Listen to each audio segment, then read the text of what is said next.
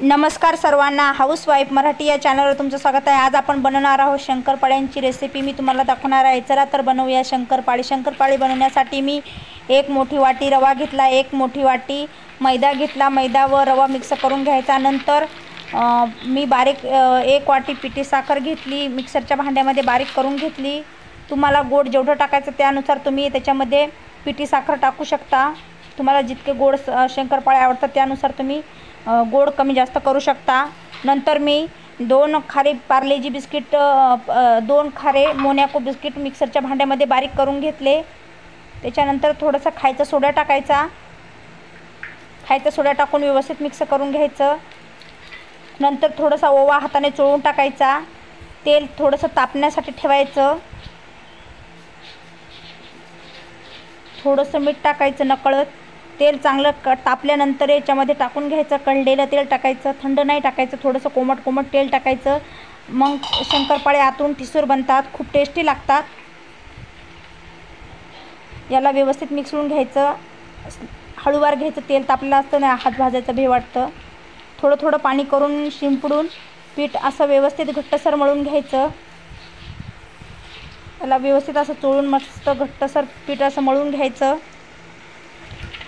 या पिठाला अर्धा तास झाकून ठेवायचं। अर्धा तासानंतर बनवायला चालू करायचे। शंकरपाळे मी अर्धा तास झाकून ठेवलं। अर्धा तासानंतर मी याचे लाट्या बनवून घ्यायच्या। बघा किती छान पीठ मळून झालेलं आहे। याच्या मस्त अशा गोल लाट्या बनवून घ्यायच्या। हाताने याला मस्त प्रेस करून घ्यायचं। नंतर पाटाला तेल लावून घेतलं मी, कोलपाटाला। नंतर ही लाटी व्यवस्थित अशी करून घ्यायची, हाताने घडी करून घ्यायची त्याची। आणि याला मस्त अशी पोळी लाटून घ्यायची, लांब मस्त पोळी लाटून घ्यायची। याची पोळी जास्त पातळ नाही लाटायची, जाडच लाटायची। जाड पोळी लाटली की शंकरपाळे खूप छान बनतात।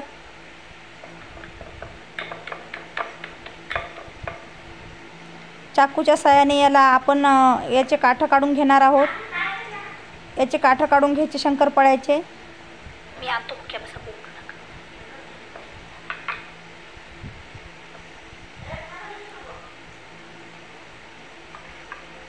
चाकूच्या साहाय्याने याला आकार देऊन घ्यायचा मस्त।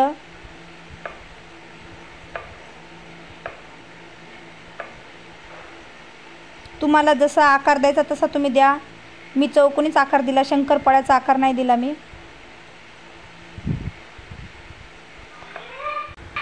शंकरपाळ्याला आकार देऊन घ्यायचा। असं सर्व शंकरपाळे लाटून घ्यायचे। सहजच निघतात तेल लावल्यावर। मी सर्व शंकरपाळे बनवून घेतले। तेल ठेवलं तापण्यासाठी। तेल चांगलं तापू द्यायचं। तेल तापल्यानंतर थोडे थोडे शंकरपाळे कढईमध्ये टाकून घ्यायचे आणि मस्त खरपूस असे भाजून घ्यायचे। खूप मस्त गुलाबी रंग येईपर्यंत असे शंकरपाळे भाजून घ्यायचे।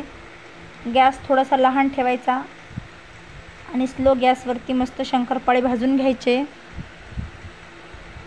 खूप टेस्टी बनतात हे शंकरपाळे। बघा किती छान झाले आहेत। असे सर्व तळून घ्यायचे।